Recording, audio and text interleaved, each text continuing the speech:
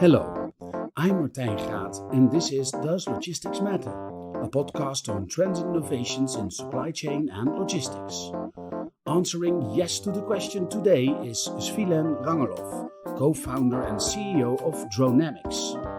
In this episode, we talk about how a fixed-wing drone became the most fuel-efficient aircraft ever, the benefits of a fixed-wing drone for carrying cargo, and how these long-range drones can enable same-day delivery even for remote areas, landing or taking off from empty parking lots or cross landing strips.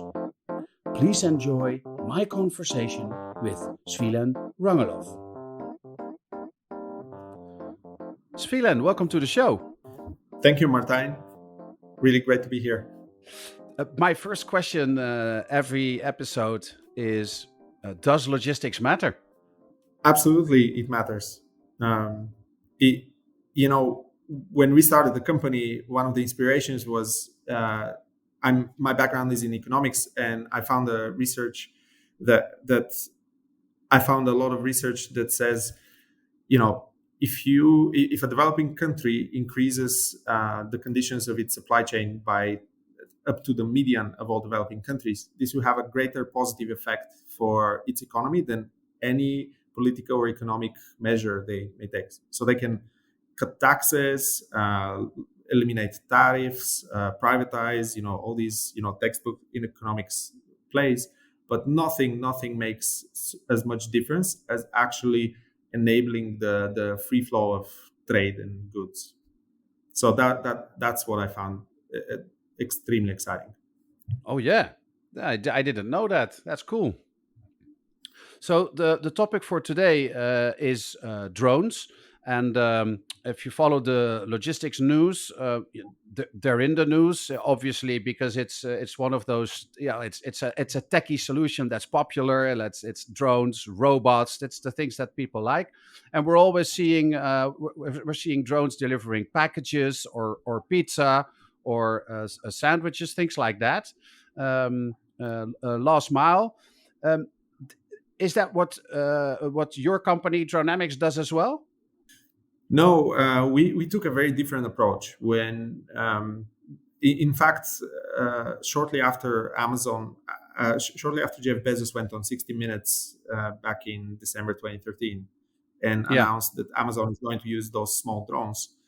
Shortly after that, my brother and I actually sat and thought, there's a better way, because the small drones that Amazon and Google and others are using, they may be great for the last mile, but they're actually extremely challenging to get right from a technological and regulatory perspective, because they need to operate in complex urban environments, and they are more susceptible to, for example, weather, obstacles, and so on. And ultimately, when you're small, every gram matters. So if the regulator comes in and says you need to put like 10 kilograms of additional equipment in order to increase your safety, your drone is not going to take off, right?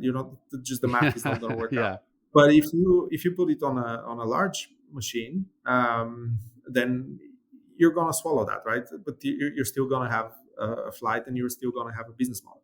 So we thought actually what we should target is solving the middle mile. And so our drone is actually a 1-ton drone. It's a fixed wing, so it looks like an airplane. We designed it from scratch, and it took us 7 years to get here. But right now it's the most fuel efficient aircraft ever built, because it can carry 350 kilograms at a distance of 2,500 kilometers. And yes, it needs runways to take off and land, but these runways can be very short. So as opposed to large, big airplanes, which need large, expensive airports, we can actually land in very small towns, very small cities, very small villages. And that's kind of been the vision, to enable air cargo for every city, every town, and every village.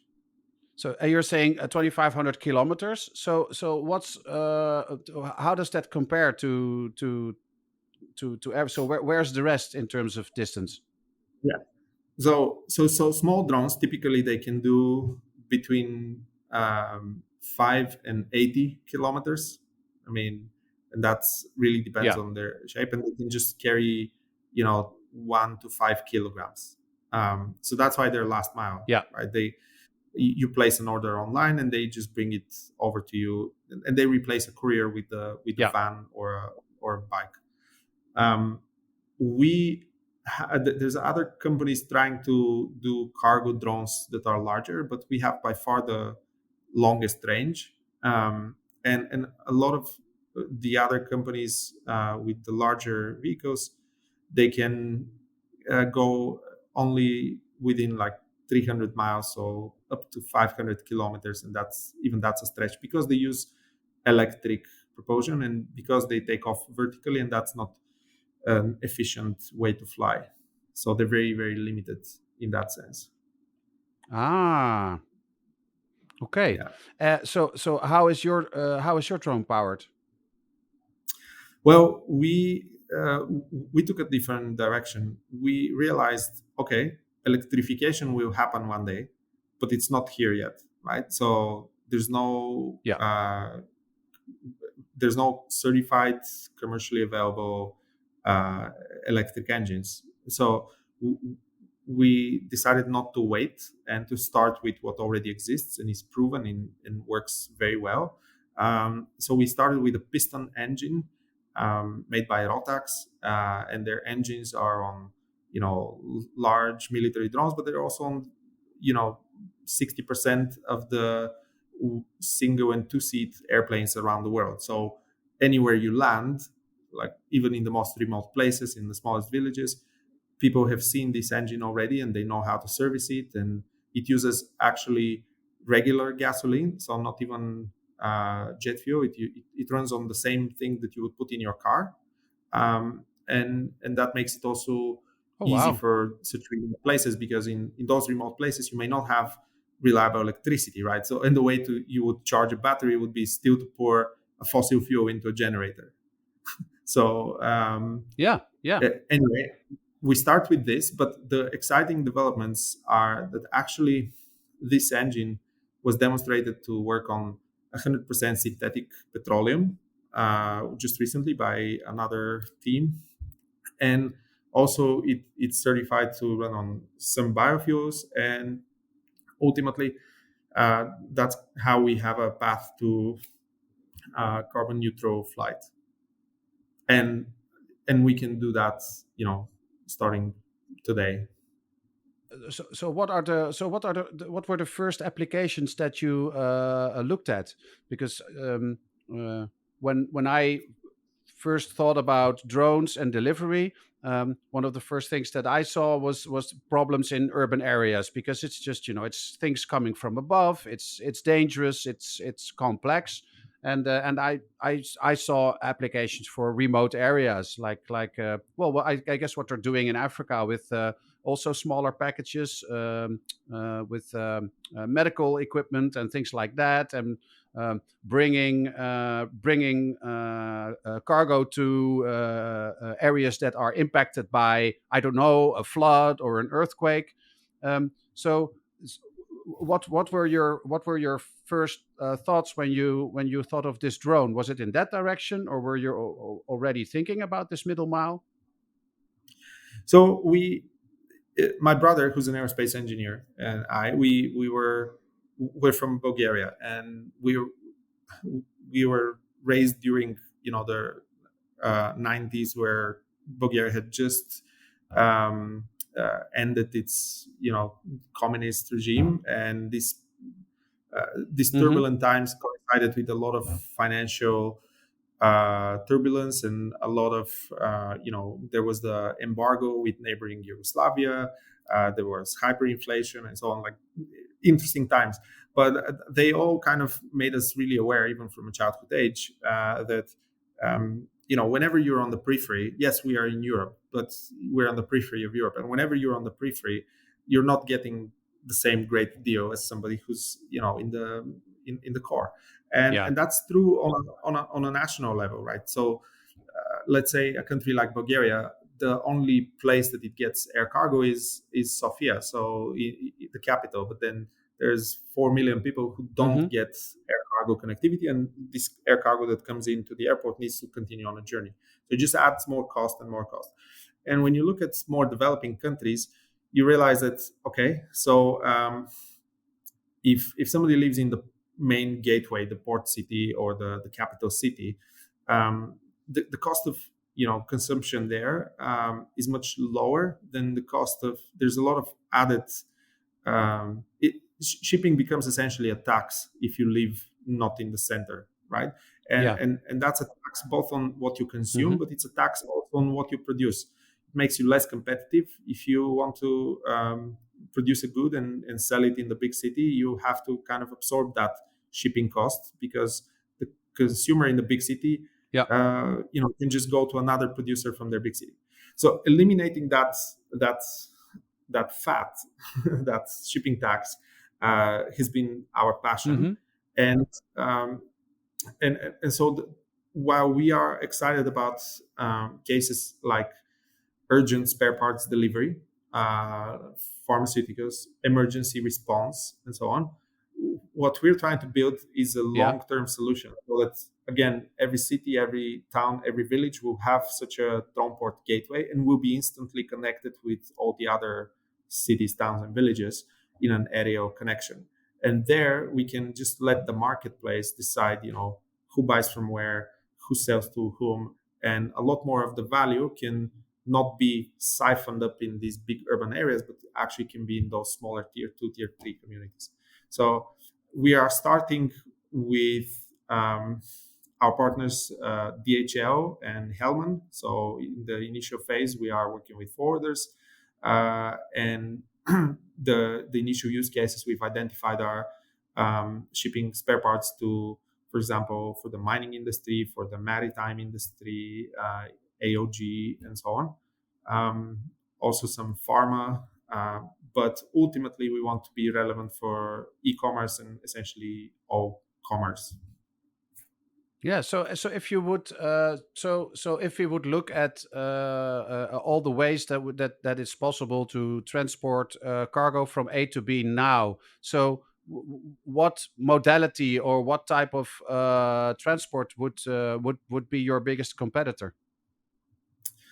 I would say long haul road and some short haul air freight. That's kind of the space that we Okay. fall in. And but if you look at that, first, in Europe we have great connectivity on mainland Europe in terms of roads and very Yeah. competitive low pricing for roads, which is why um, in Europe for every uh, 1,000 kilograms that go on the road, only 6 kilograms fly. Whereas in the US, it's 36 kilograms that fly for these 1,000 that go on the road. And Ah. Yeah. we're talking about Yeah. international or interstate cargo. But Yeah. in other markets, when it takes a journey of, the same thing that in Europe may take a day and a half by road, it may take 5 or 7 days there. Some countries in Africa, some, island island countries in Southeast Asia, it's just you can do road there in a meaningful way. So yeah, that's kind of Yeah. the space we operate in. The challenge is achieving a price point that will make the market go for that. Because yeah, from the shipper's perspective, you're right, they have a toolkit. They can use sea, they can use road, they can Yeah. use rail, Yeah. they can use air cargo. So our whole mission was, how do we create air cargo that is much cheaper? So the speed of air at the cost of road. And in some markets, we can definitely achieve that even today. In some others, we charge a premium to road, but we're much faster than road, so, and much cheaper than air cargo still. Yeah, so speed of air and cost of road, that sounds really, yeah, that sounds really good. So what is the speed? I mean, on like I mean, on average. I mean, not Yeah, specifically the top speed of the drone, which also can be interesting, but more from a yeah, logistics perspective. yeah. So it's around 200 kilometers per hour, and we typically a road journey is 25%, 30% longer in kilometers Yeah, than. yeah, yeah. Because you have the turns. Yeah. Yeah, so so it would be the equivalent of 250 kilometers per hour on the road, Wow. if you want to make that comparison. That's yeah. That's a good three times faster than Yeah, a truck. Wow.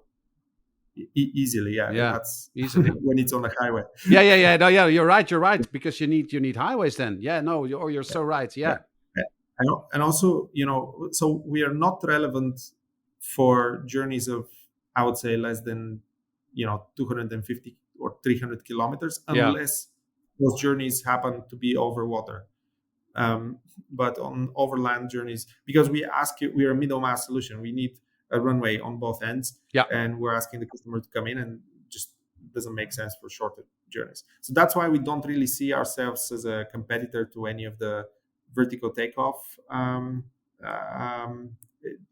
vertical takeoff and landing drones, because they're ultimately going to be rather a complement.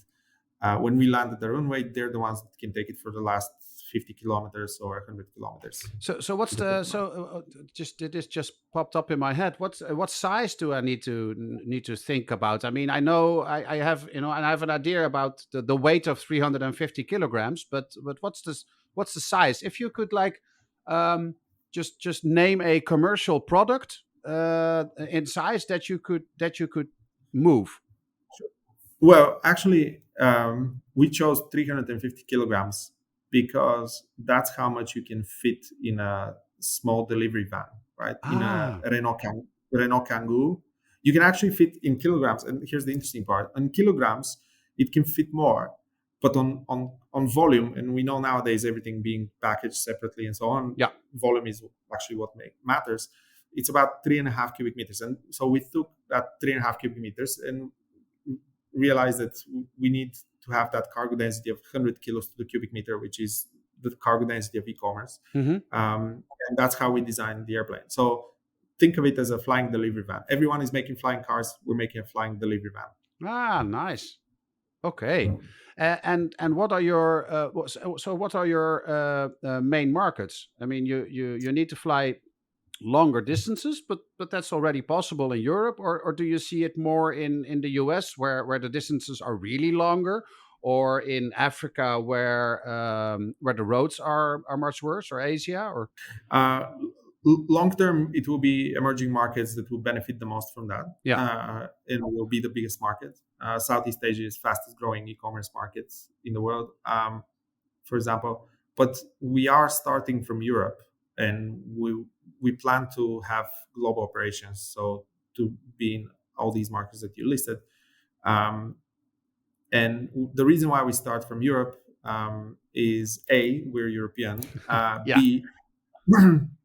B, and we have to kind of eat our own dog food. Uh, then and B, the regulations here actually are the most advanced in the world, and were adopted a year or so ago. So we're actually the first cargo drone airline to get a license to fly, and that's quite exciting. That And we that plan is that to. is exciting. We got that license in Malta, and that license is EU wide, so it allows us to fly commercially throughout all of the EU. And we plan to start commercial operations in the second half of this year. Wow.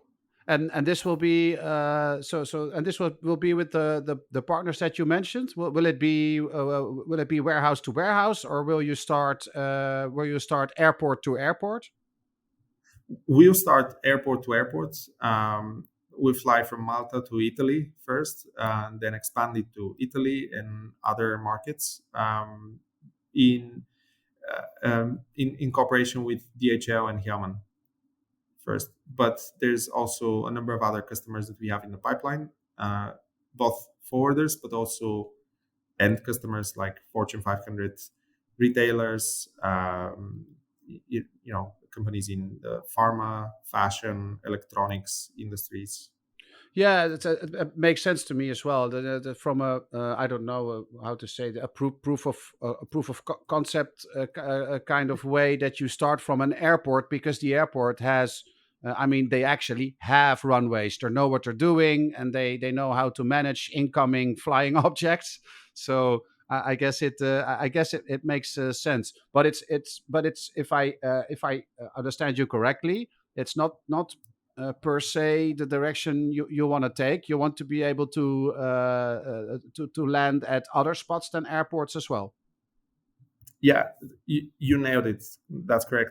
So we had to develop the drone because no comparable airplane existed that could deliver those metrics and be so cost efficient. Uh, Yeah, but then we had to figure out where it lands, and because we are the ones designing the airplane, we and because our vision is again every city, every town, every village, and villages don't have typically airports, we realized we need to make it no, able to even land on unpaved surfaces and grass, gravel, and so on, and to make that runway very short, so around 400 meters or less. So um, yes, we are starting with airports first because for airports to exist in a place, that means there's fair size of commercial opportunity there in that community, yeah, but also because, like you said, the airports are a safe, secure environment that's with people who have the expertise and experience of similar type operations. We're very much like like any other airline, and but phase two would be once we prove that out in airport operations, we would take that drone port equipment that we are developing, which is essentially the ground stations, the cameras, the antennas that we place on an airfield, and we would go after logistics centers. So essentially, like a logistics parks. They have large parking lots for all the trucks, so we could land there, or even seaports and farm fields, right? In order to expand the network. Do you need additional certification to do this, or would it be is phase two, is that a different phase also from a license point of view? Well, even currently, there's if you think about that, there's around 300 or so airports in Europe, but 3,000 Hmm. airfields in Europe, right? So a lot of those are actually rural airfields and so on. So the Oh yeah, regulators have a different bar for these more regional or yeah. rural agricultural airfields. So yes, we are going to comply with all the necessary rules, but it's not regulation driven why we start in airports. In fact, it does add complexity if we start from airports because we have to obviously coexist with the other manned aviation on those airports. Yeah, Um, but we're starting yeah, because we can leverage the experience and expertise of the airport partners on the ground.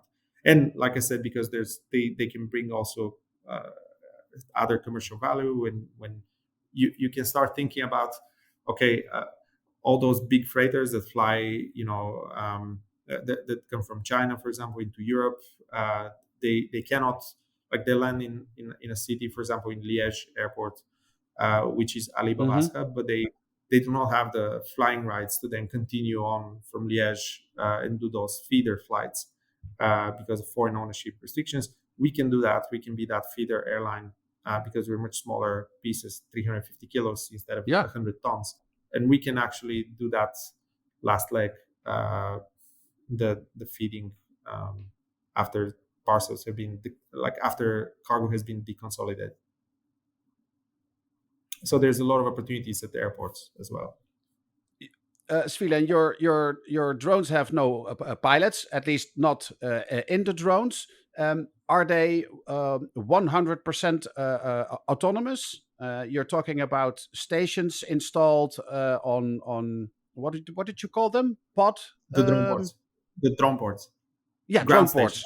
Yeah, so there's equipment installed there. So are they remotely monitored? Can you tell me how Sure. that works?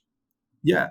So we have pilots which are commercially trained pilots. So it's not some teenagers who did an online drone course. These are these are commercial aviation pilots. So they absolutely very high skilled and aware of the how important it is to have safety in the air. So we have teams of pilots Hmm. at every single drone port, and those teams are in charge of the takeoff and the landing part. The cruise is done by autopilot, but during cruise, Hmm. it's not drone port pilots that are in charge. It's a network operations center that will be one for all of Europe that will oversee this, and those. And again, it will have trained commercial pilots in that network operations center, but they'll be able to monitor and intervene if there's an issue during mid-flight. So that's how it Yeah, works. so It that's actually, purely for emergency reasons, yes, or yeah, something goes wrong with the drone, and they can make sure that it lands in a safe place. That's the So the control yeah, center pilots have more an emergency function, and then the pilots that are linked to the airports, they are yeah, for landing and takeoff. And are they exactly. physically there? Yeah, they're physically there. They're physically there. So w- if you think about it, that's network operation center. It's a lot like what we have right now as air traffic control. But air traffic control, Yeah. the most they can do is scream at the radio, right? It's up to the pilot in the Yes. cabin Yeah. to follow.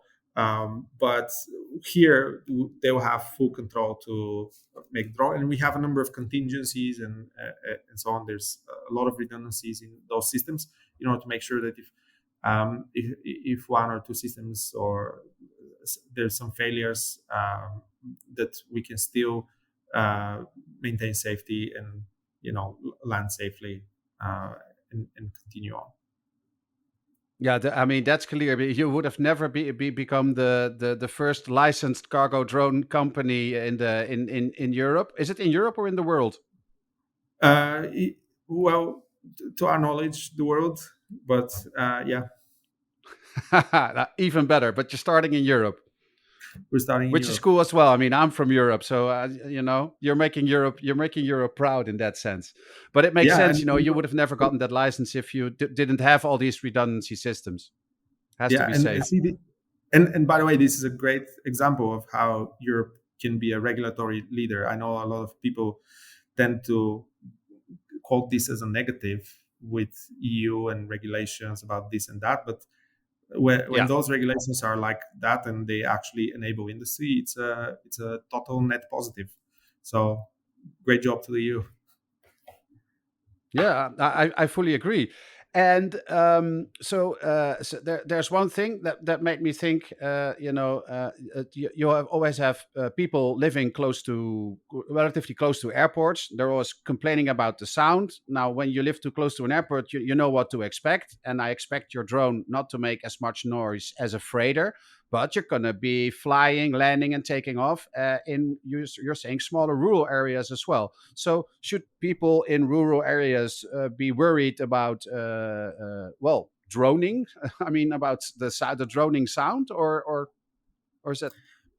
Well, so actually, we use an existing engine that other single or two-seat aircraft use, and they're not that noisy. And also because we need such a short amount of runway, um, it's really by the time we are out of the perimeter of the of the airport, we're actually much higher, and the noise is actually a lot less, right? So because we don't need yeah, when we cross those like 3 kilometers to the perimeter, we're actually much higher than another airplane would be. So and also we have to know that those you're in Europe, like I said, 3,000 airfields. Well, there's other activity happening there, right? There may be small agricultural Yeah. airplanes doing crop dusting and so on, and they're noisier than we are. So yeah, we're not worried about that. Obviously, Cool. we're investing a lot to improve that, but this is not something the people should worry about. Okay. Now, if we look at the future for transporting a cargo with drones, I mean, the first giant leap, you guys are taking it, which is really cool. What's in the future for us? Yeah. So what we are really excited about is the opportunities this new technology opens.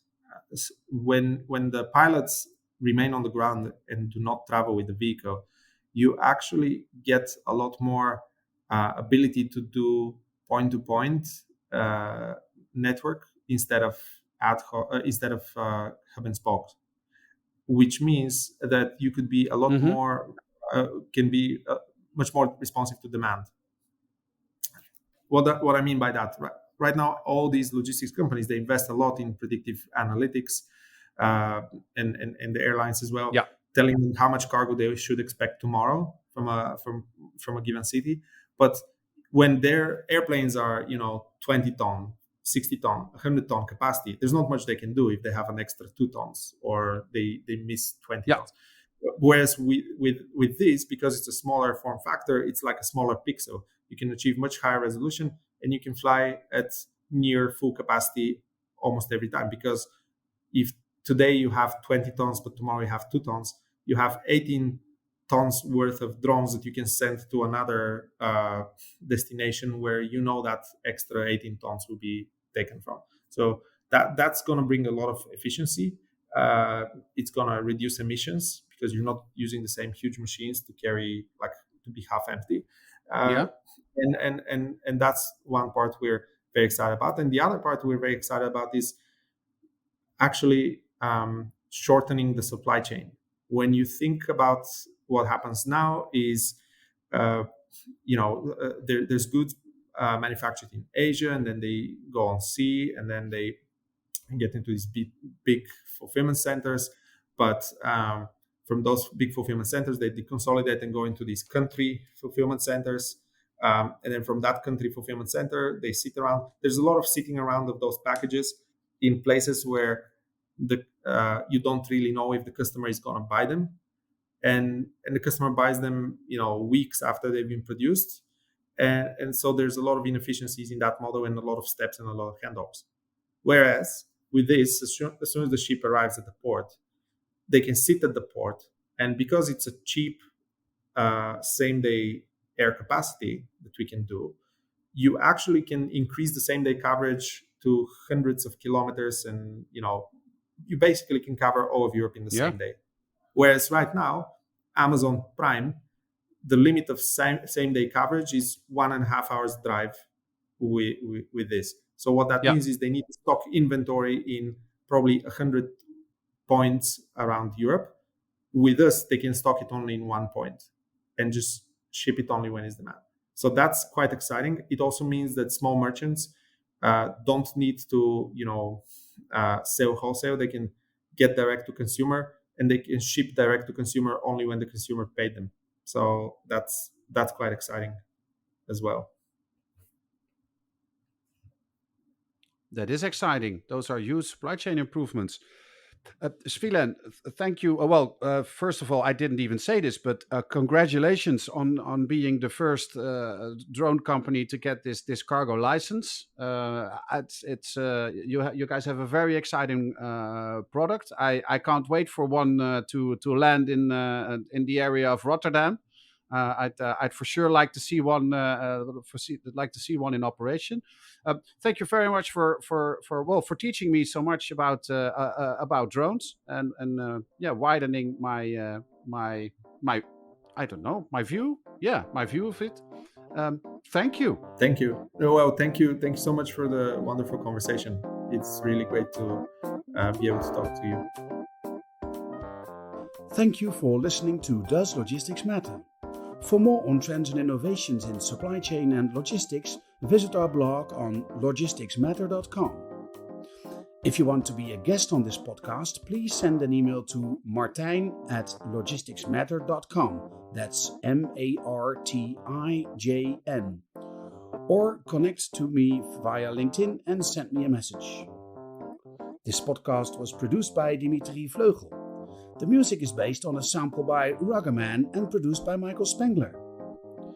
This episode was supported by Dronamics. Dronamics wants to democratize air freight and lower the cost of shipping everywhere. Its Black Swan drone can autonomously carry 350 kilograms over 2,500 kilometers. It can land on short and unpaved runways, enabling on-demand, point-to-point flights and speedy same-day delivery even to the most remote locations. For more information, visit dronamics.com.